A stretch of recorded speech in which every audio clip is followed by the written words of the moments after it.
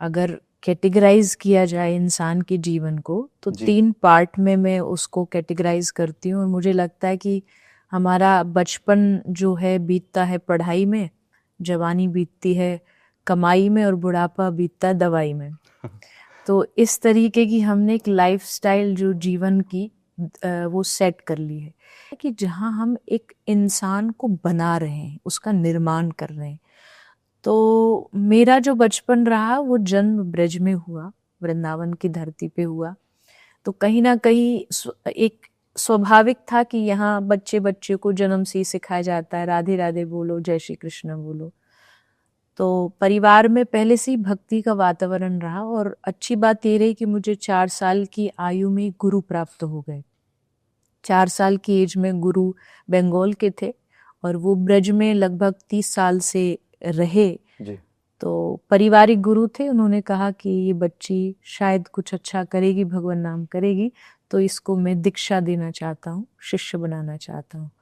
तो गुरु कृपा ऐसी मिली कि फिर धीरे धीरे चीजें जुड़ती चली गई, माहौल वैसा बनता चल गया। परिवार ने भी देखा कि इसका रुचि इंटरेस्ट थोड़ा भक्ति की ओर है, तो उन्होंने उस चीज में मदद करते हुए संतों से मिलवाया, कुछ अच्छी अच्छी चीजें सिखाई। ऐसे करते करते मुझे लगता है ये पूर्व का कुछ ना कुछ कनेक्शन भगवान ने ऐसा जोड़ा। कई बार होता है कि बच्चा करना चाहता है लेकिन परिवार में वो समर्थन नहीं मिलता, जी। लेकिन इन दैट केस भगवान की बहुत कृपा रही कि मुझे बचपन से उस चीज में सराहाया गया और ऐसा माहौल मिला जिसके कारण मैं इस रास्ते की ओर चल पाई। कहूँगा प्रारब्ध इज द राइट वर्ड, कि आपको पेरेंट्स भी ऐसे मिले जिन्होंने आपको जी। सपोर्ट किया, ये बहुत अच्छी बात है।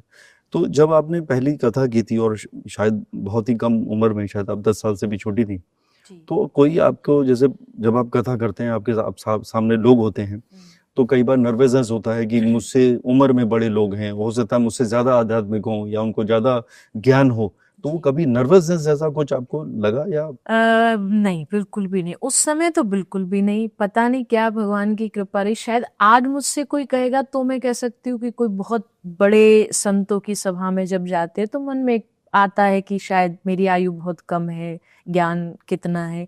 लेकिन उस समय भगवान की क्या ही कृपा रही कि पता नहीं, या तो बच्चे थे या उतनी समझ नहीं थी कि किसी भी चीज का कोई भी झिझक या नर्वसनेस या इतने लोग क्यों। हाँ, मेरे माता पिता जो मुझे बताते कि भीड़ नहीं आती थी तो मैं रोती थी कि भाई लोग क्यों नहीं आए लोग आने चाहिए सबको कथा सुनने के लिए।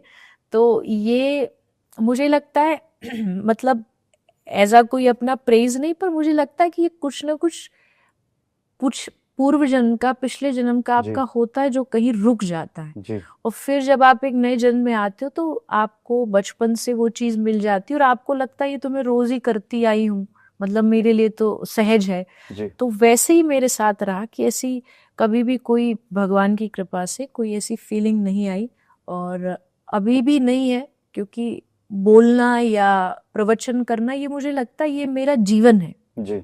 जैसे आप मछली से कहो कि तू पानी में रहती है तो क्या तुझे क्या फील हो, उसका जीवन है, उसके बगैर रह नहीं सकती। अगर कोई मुझसे कहे कथा के बगैर कोई आप अपना जीवन सोच सकते हो तो शायद कभी सपने में भी मेरे दिमाग में नहीं आएगा कि कथा के अलावा मुझे ये भी करना आता। मैं कई बार हंसी में भी बोल देती हूँ कथा के अलावा मुझे ढंग से चाय भी बनानी नहीं आती तो कथा के अलावा मेरा जीवन जो है वो शून्य है और कथा में पूरा है। और ये कारण यही है कि कहीं ना कहीं ये भगवान ने पूर्व का दिया है जो इस जन्म में आकर के मुझे पूरी तरीके से प्राप्त हुआ। लाइफ में जो इमोशंस होते हैं ना, इमोशंस का कोई लॉजिक नहीं है। लाइक इफ यू से कि today I am very sad, जी। मैं आपसे कहूं कि दिखाओ सैडनेस कैसी होती है, रेड होती है कि ब्लैक होती है, उसका शेप एंड साइज क्या होता है, जी। आप नहीं दिखा सकते। Correct. Today I am very happy, happiness is an emotion, correct. Emotion को आप बता नहीं सकते। तो devotion is also an emotion. क्या बात। भक्ति का कोई शेप साइज, भगवान का कोई शेप साइज कलर स्वरूप होते, भगवान लेते कृष्ण आ गए, राम बन के आ गए, नरसिंह बन करके आ गए, पर भगवान एक प्रकार की भावना है। और भावना जो है, स्पिरिचुअलिटी इज नॉट अबाउट कि आप उसको क्या प्रूफ कर सकते हो। जी। There are some things which you can not observe in laboratory, कोई चीजों से आप नहीं पता कर सकते। Like you can see air but you can live without air. भगवान भी सेम एग्जैक्ट उस हवा के जैसे, you can see him but you can't live without him. क्यों? क्योंकि he is inside you as a soul, आत्मा के रूप में आपके भीतर है। आप कितनी भी बड़ी बड़ी बातें कर लो कि I don't believe in God, कौन भगवान, कैसा भगवान। मैं एक ही एग्जांपल सबसे बेस्ट देती हूँ। आप अपने फैमिली में किसी आसपास नेबर में किसी को देखते हो कि ये आदमी की डेथ हो गई जी। आप कहोगे कि ये आदमी मर गया। आप पूछोगे कौन मर गया, उसका नाम लेगा कि फलाना वो मर गया। आप कहोगे क्या उसकी 2 आंख थी, वो कहेगा हाँ। तो इसकी 2 आंखें जो सामने पड़ा हुआ है, बोले हाँ इसकी भी 2 आंखें। 2 हाथ है, हाँ 2 हाथ है। 2 पांव है, 2 पांव है। फिर मरा कौन? 2 आंख वाला, 2 हाथ वाला, एग्जैक्ट वही बॉडी उसकी सामने रखी है। आप कह रहे हो मर गया, ये चला गया। चला कौन गया? मतलब शरीर तो ये जो चला गया, that is the power of God. वो जो आत्मा है, जो परमात्मा का ही अंश है। साइंस सारी दुनिया बना सकती है, साइंस बड़े बड़े एयरप्लेन्स बना सकती है, टेक्नोलॉजी से कुछ भी आज किया जा सकता है, बट साइंस एक आत्मा नहीं बना सकती। हजारों प्लेन्स बना सकती है पर एक मच्छर नहीं बना सकती। करेक्ट। क्योंकि मच्छर के भीतर आत्मा है, आत्मा देने का काम सिर्फ परमात्मा का है। तो हमारे भीतर भी गॉड एग्जिस्ट कर रहा है आत्मा के रूप में। तो अगर वही नहीं होगी तो इस शरीर की कोई वैल्यू नहीं। आप कितना भी कह लें कि मैं भगवान को नहीं मानता, मैं नहीं मानता, ये बुलवाने वाला भी अंदर ही बैठा है, तभी आप बोल पा रहे। बिल्कुल। दूसरी बात रही जो आप यंग जनरेशन की बोल रहे हो, मुझे लगता है लैक ऑफ नॉलेज। जी। जो आज अगर वो भगवान पे क्वेश्चन कर रहे हैं जस्ट बिकॉज उनको घर में या उनके स्कूल में उनको नहीं सिखाया जा रहा कि ये क्यों जरूरी है। जैसे आपने कहा, आज का बच्चा चाहता है परमानेंट हैप्पीनेस, चाहता है ब्लिस, चाहता है पावर, चाहता है, but how do you get that? Correct. आप सोच रहे हो कि आप पार्टी में जाकर के आपको वो सुख मिल जाएगा, मिलता भी है बट टेम्परेरी मिलता है। अभी वो परमानेंट सॉल्यूशन की ओर नहीं जा रहे। Permanent solution is spirituality.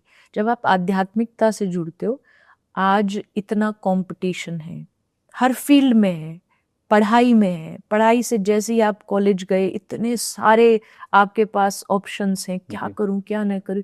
ये सारी कंफ्यूजन, ये बर्डन, ये इतना प्रेशर, ये कैसे हैंडल करोगे आप?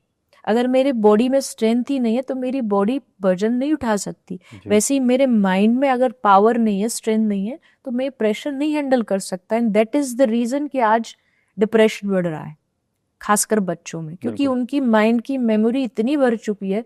थोड़ी बहुत जो मेमोरी थी उसको मोबाइल ने घेर लिया, वहां सोशल मीडिया आ गई। अब इतना प्रेशर हो रहा है कि उनसे सहन नहीं हो रहा। क्यों? क्योंकि उनको फाइट बैक करने के लिए उनके पास अध्यात्म नहीं है। तो मैं तो यही कहूंगी, कोई भी बच्चा हो, कोई भी यंग जनरेशन हो, बूढ़े हो, कोई भी हो, सबके लिए अध्यात्म तो दवाई का काम करती है। अगर आप उसको कंटिन्यूटी लेते रहोगे, आपको विटामिन चाहिए ही, आपको सप्लीमेंट्स चाहिए ही, आप खाने से लो, आप सप्लीमेंट से लो, तो वैसी आध्यात्मिकता आपके जीवन का रसायन है। वो आपको पावर देगी दुनिया की नेगेटिविटी से लड़ने के लिए। क्या बात। एट द एंड इस देश को आगे चलाएगा कौन? जी, भविष्य तो बच्चे, भविष्य तो वही है। अगर मेरी कथा में 70 साल के, 80 साल के बुजुर्ग आके कथा सुन रहे हैं, तो ये तो उनके जीवन का एक हिस्सा है, उनको आदत है पहले से। मेरा उद्देश्य यही है। और भगवान की कृपा ऐसा नहीं है कि आज की जनरेशन एकदम ही खिलाफ है। कभी एक समय भी था, जैसा आपने कहा, कहने वाले भी बहुत एज्ड होते थे, तो उनको लगता था कि बुढ़ापे का काम है। पर जब आज वो देखते कि उनके हम उम्र का व्यक्ति ये कर रहा है, तो उसने कुछ पाया होगा। और आप जब पाते तो आप कोशिश करते उसको सामने वाले को भी बताएं कि इसमें ये फायदे हैं, इससे ये आपको आपकी जीवन में भी लाभ मिलेगा।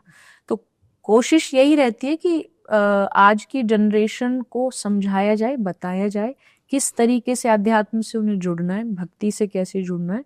और अगर प्रॉपरली कोई उनको समझाता है तो मुझे लगता है नास्तिक भी नहीं है, मानते हैं, अगर सही तरीके से, सही लॉजिक से, सही बातों से उन्हें बताया जाए तो।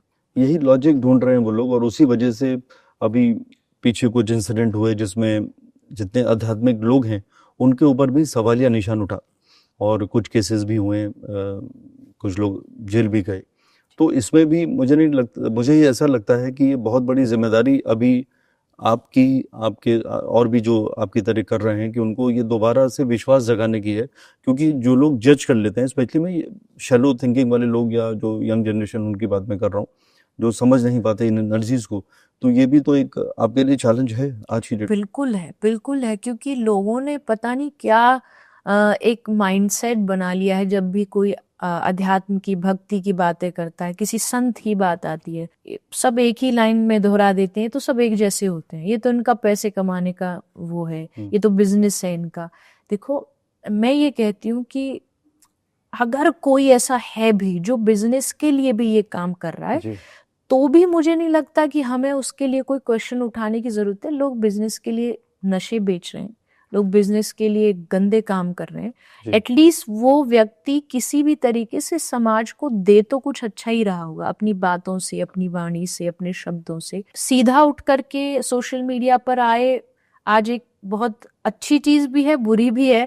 ऑफ कोर्स हमारा देश डेमोक्रेटिक कंट्री है, लेकिन उसका आजादी का मतलब ये नहीं कि आप सोशल मीडिया पर जाएं और जा करके बस आध्यात्मिक लोगों की बुराइयां करने जी लगे। हर क्षेत्र में अच्छे लोग, बुरे लोग आज से नहीं, सदियों से होते हैं। जी। त्रेता युग में भी थे, द्वापर में भी थे, और कलयुग में भी रहेंगे। पूरी दुनिया दोनों एनर्जी से चल रही है। बिल्कुल, अच्छाई बुराई, अगर आप किसी नेता को ही कह दें भाई सभी नेता बुरे होते, नहीं, अच्छे भी होते। आप आध्यात्मिक गुरुओं को कह दें सभी ऐसे होते। और उल्टा मुझे तो लगता है ऐसा बोल के आप अपनी जो थोड़ी बहुत आपने कमाई की है एनर्जी आध्यात्मिकता की, वो भी खराब कर देते हो। जी क्योंकि शास्त्र कहता है जब आप किसी अच्छे व्यक्ति की, साधु व्यक्ति की बुराई, निंदा करते हैं, उसके सारे पाप आपके ऊपर आते हैं। बिल्कुल। तो आप मतलब निंदा करने का मतलब आप अपनी जिह्वा से उसके पापों को धो के अपने ऊपर ले रहे हैं। जी तो इससे ज्यादा अच्छा ये कि अगर आपको नहीं भी पसंद आ रहा तो आप थोड़ी दूरी बनाओ, जहां आपकी रुचि है वहां जाओ, लेकिन एटलीस्ट क्रिटिसाइज ना करें। करेक्ट। और खासकर आप जिस धर्म में पैदा हुए हो, आपका काम है अपने धर्म को आगे बढ़ाना। अब आप अपने ही धर्म को जाकर के खुल्लम खुल्ला बाजार में हंसी उड़ाते हो, मजाक उड़ाते हो, इससे जो दूसरे लोग हैं वो भी कहीं ना कहीं उसका फायदा उठाते हैं। मुझे लगता है बच्चों को, युवाओं को संतों की, आध्यात्मिक लोगों की महिमा को जानना चाहिए और प्रेज करना चाहिए उस चीज को। जी, मुझे ये बहुत अच्छी बात आपने बताई, और ऐसा लगता है जैसे अभी मैंने कहा रीयूनियन से मैं होके आया हूँ स्कूल के, और सब 50-50 साल के हो गए बच्चे सारे। कुछ टीचर्स हैं जो अभी भी बचे थे, उसमें से हमारे एक योगा टीचर बचे थे, और वो मुस्लिम थे, कफिल रहमान साहब। उनसे इतने सालों के बाद मिला, ही इज नाउ 75, पर वो शक्ल से अभी भी लग रहा है कि वो 45 के हैं। तो उन्होंने जो योग को अपनाया और जिस तरह से उन्होंने मुझसे बातें करी, सब आध्यात्मिक बातें करी, मतलब मुसलमान होने के बावजूद सारी बात उन्होंने सनातन की करी, ब्रीदिंग की करी सारी। तो ये जरूर अनफॉर्चुनेट है कि हम उस दौरान नहीं सीख पाए, हमने उसको सीरियसली नहीं लिया, लेकिन अब बचपन में कोई नहीं लेता, बचपन में उनको लगता है कि ये हम पे लेक्चर दे रहे हैं, जी लेकिन बाद में जाके वो चीजें समझ आती है कि ये जीवन में कितनी जरूरी थी। हर चीज, मुझे लगता है ये कैमरा चल रहा है, इसको चार्ज करना पड़ता है, आपका लैपटॉप चार्ज होता है, जी हमारा फोन चार्ज होता है, ये लाइट चार्ज होती है, तो ये ह्यूमन बॉडी बिना चार्जिंग के कैसे चलेगी? बहुत सुंदर बात। इसकी चार्जिंग आध्यात्मिकता है, बिल्कुल और ये जितनी जल्दी समझ जाओ उतना बेहतर है। अच्छी बात ये, कोई बचपन में समझ जाता है, किसी को समझने में बुढ़ापा लग जाता है, 55 हो जाते हैं। हाँ 55 हो जाता है। तो जितना जल्दी समझोगे कि आपके शरीर को, आपके माइंड को चार्जिंग रोज चाहिए, अपने आप को, चाहे वो मेडिटेशन हो, चैंटिंग हो, योग हो, उससे अपने आप को आपको चार्ज करना पड़े। आज बाहरी लड़ाई इतनी नहीं है, आज सबसे ज्यादा जो लड़ाई है वो अंदर की लड़ाई है, मन में जो चल रही है। मतलब बाहर के युद्धों को बहुत आसानी से जीता जा सकता, पर अंदर के युद्ध को जीतना सबसे मुश्किल काम है। यहाँ ऐसी ऐसी महाभारत चलती है, यहाँ ऐसे ऐसे तरंगे आती हैं समुद्र की लहरों की तरह, उससे जीत दिखेगा एकदम नॉर्मल इंसान है, कितना अच्छा बैठा है, लेकिन बैठे बैठे उसके दिमाग में सारी दुनिया की पचड़े, चिंताएं, एक एक संग्राम चल रहा होता है। तो उससे लड़ने के लिए आपको, और जब आदमी कथा में आता है वो बहुत भारी, हैवी होके आता है, जी लेकिन 3 घंटे हम उन्हें चांस देते, मौका देते कि अपने सारे इमोशंस यहाँ निकाल दीजिए। यहाँ आपको कोई जज नहीं करे, आप रोगे भी तो आपको कोई जज नहीं करेगा। कोई भक्ति की बातें आती हैं तो आंखों से आंसू बहने लगते हैं, कभी हंसी की बात आती है तो खुश होकर नाचने लगते हैं, तालियां बजाते हैं। तो मुझे लगता है टोटल पैकेज होती है कथा आपके इमोशंस को एक्सप्रेस करने के लिए। आप उन 3 घंटे में जब वहां से उठते हो तो आपको लगता है कुछ आपके शरीर से हट गया, हैवीनेस चली गई दिमाग से, और आप बहुत रिलैक्स फील करते हो। और कथा भगवान की बातें होना और आज के टाइम में होना इसीलिए जरूरी है ताकि इस भाग दौड़ भरी इतनी लाइफ फास्ट हो गई है ना कि लोगों के लाइफ में ब्रेक नहीं है कहीं। जी। मतलब दौड़े जा रहे हैं, भागे जा रहे हैं, एक रेस लगी हुई है। तो जैसे कई शंकराचार्य लोगों की कुंडली भाग्य से देखी है, अच्छा, मुझसे चर्चाएं भी की हैं। आपका 2027 और 28 के बीच का जो 12 महीने का टाइम है, between September to September, it is going to change everything in your life. अब आप क्या करने वाली हैं कि राजनीति में जाने की सोचेंगी, अब मुझे नहीं पता, या कुछ तो एक नया होगा, या आपका पूरा एक दायरा चेंज होगा, और तब आप मुझे जरूर याद करेंगे। बट वो 16 साल आपकी जिंदगी के और बेहतर होने वाले हैं, और देखिए आपके बेहतर होंगे तो समाज की बेहतरी होगी। हाँ जी। क्योंकि आपका जो कर्तव्य है, जो मैंने कहा कि दुनिया के लिए वन वर्ल्ड वन फैमिली, तो I am very happy to see your horoscope. बहुत बहुत धन्यवाद, आपने ये सब चीजें बताई। आई होप कि जो आप कह रहे हैं लोगों के बदलाव के लिए करना है, कुछ भी हो, आज वर्तमान हो भविष्य हो, कुछ भी हो, बस भगवान ने जो जिम्मेदारी दी है उससे कभी हम मुख न मोड़े। मतलब दिमाग है इंसान का, कभी भटक जाता है, पर ऐसा कभी ना हो, बस भगवान की कृपा बनी रहे, और इसी काम को हम लगातार करते हैं कि लेट्स बी टुगेदर, साथ में रहते हैं, लिव इन रिलेशन की बात करते हैं, तब देखेंगे जमेगा कि नहीं। तो जेंजी जो है वो अभी कमिटमेंट वाला रिलेशनशिप नहीं हो गया। पुराने जमाने में हमारे माता पिता या उनके भी माता पिता पूरी जिंदगी दो अपोजिट लोग काटते थे, टेढ़ा है पर मेरा है, जिंदगी कट जाती थी। अब टॉलरेंस लेवल है नहीं, तो उसके लिए आपका क्या विचार है? नहीं, देखो, पहली बात तो जैसा आपने कहा, जो सिचुएशनशिप, लिव इन एंड ये सब जो ट्रेंड चल रहे हैं, आप पहले देख लो, पहले इस्तेमाल करो, फिर विश्वास करो, ये कोई प्रोडक्ट नहीं है। मतलब ये आपका रिश्ते हैं, ये आपके संबंध है, और एक बार जब आप किसी से संबंध बना लेते हैं तो वो संबंध आपको जीवन भर किसी भी तरीके से निभाना पड़ता है। और मैं हमेशा कहती हूँ कि जब कभी भी किसी भी दुनिया भर के आप किसी भी रिलेशनशिप, संबंध, रिश्ते में आते हो तो इस कमिटमेंट के साथ आइएगा कि compromise is a must thing. आपको कॉम्प्रोमाइज थोड़ा थोड़ा कहीं ना कहीं हर रिश्ते में करना पड़ता है, और जब आप वो करते हो तभी रिश्ता चलता है। अगर आप स्टिफ हो जाओगे ना किसी भी चीज को लेकर के, आई एम ऑलवेज राइट, ये अप टू द पॉइंट जो है, मेरी बात पत्थर की लकीर है, तो 100% उस रिश्ते में चीजें गड़बड़ाएंगी, चाहे वो पति पत्नी का रिश्ता हो, माँ बाप का हो, बच्चों का हो, भाई बहन का हो, दोस्त का हो। मतलब आपको ये समझना पड़ेगा कि everyone, every soul is individual है यहाँ पे धरती पर। चाहे अब आके आप मिल गए हो, चाहे पति पत्नी मिले हो, परिवार मिला हो, लेकिन ये एक हजारों साल पुरानी आत्मा है जो चलती आ रही है। कॉस्ट्यूम चेंज हो रही है पर आत्मा वही पुरानी है, तो उसकी सोच भी वैसी ही चलेगी। अब मान लीजिए आप एक नए रिश्ते में आए हैं, और खासकर एक रिलेशनशिप में तो आप तभी आते हैं जब आप 20-25 साल की उम्र गुजार लेते हैं, आपकी शादी तब होती है। तो अब आप 20-25 साल एक अलग जोन में रहे, एक अलग सोच में रहे, और एक अलग जोन दो एक जगह आकर के खड़े हो गए, और आप क्या चाहते हैं कि दोनों के विचार एकदम 100% मैच हो जाएं। तो ये इम्पॉसिबल चीज है। आपको ये सोच के ही इस रिश्ते में आना पड़ेगा कि यहाँ 80-40, 50-50, 70-40 ये चलेगा, और आपको उसको थोड़ा बहुत एडजस्ट करना पड़ेगा। वो एडजस्टमेंट जो करना जानता है वो ये चीज कर पाएगा। तो अब एडजस्ट आज की जनरेशन नहीं करना चाहती, इसलिए उनके ये सारे ट्रेंड उन्होंने एक्सक्यूज निकाल दिए। जी बिल्कुल, ये उनके बचने का कारण है कि भाई सिचुएशनशिप देख लो, लिव इन में पहले देख लो। ऐसा जीवन नहीं चलता है।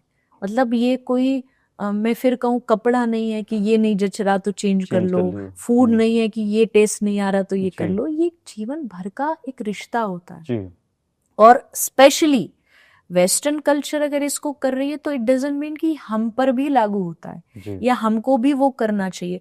और अगर आप वेस्टर्न कल्चर को फॉलो भी करते हैं, आई एम नॉट सेइंग कि वहाँ सब चीजें बुरी हैं, लेकिन अगर आप वेस्टर्न कल्चर की इस चीज को फॉलो कर रहे हैं ना, तो पहले उसका रिजल्ट उन्होंने उससे क्या पाया वो देखो। करेक्ट। वो कहानी एक सुनाते ना, एक आदमी बोला कि एक भागा भागा आया, बोले मेरी बकरी बीमार है, तो तेरी भी हुई थी, तूने क्या किया? तो बोले मैंने उसको पेट्रोल पिला दिया। बस इतना सुना और भाग के उसने जाके पेट्रोल पिलाया, वो मर गई। तो वापस लड़ने आया कि भाई तूने तो मुझे ऐसा बोला। बोले मैंने तुमसे यही तो बोला था, मैंने उसे पेट्रोल पिलाया और वो मर गई, पर वो सेकंड वाली जो लाइन थी वो तुमने नहीं सुनी और तुम भाग गए, मैंने पेट्रोल पिलाया और बस तुमने जाके। तो ये लिव इन होता है, ये सिचुएशनशिप होती है, ये वहां से शुरू हुआ, वेस्टर्न कल्चर से शुरू हुआ। हमने उसको आंख पे पट्टी बांधी और इतना सुनते ही दौड़ पड़े कि हम भी करेंगे, हम भी करेंगे।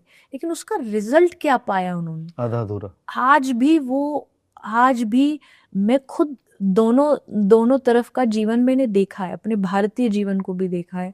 वेस्टर्न कल्चर में हर साल कितने देशों में जाके कथा होती है, उन लोगों में कहीं भी किसी भी चीज का आंतरिक सुख नहीं है जी। इतना खालीपन है, परिवार नहीं है, टूटे हुए हैं, घर में एक सदस्य रहता है, बच्चे घर से निकल जाते हैं, अकेलापन है। यहाँ भारत देश जो यहाँ छोड़ के चले गए, कई बार वो लोग भी तरसते हैं कि अपने देश हम कब लौटें, क्योंकि यहाँ जीवन नहीं है। यहाँ पैसा है लेकिन जीवन नहीं है। भारतीय पद्धति में जीवन है। लिए मेरे सवालों का जवाब देने के लिए बहुत बहुत धन्यवाद।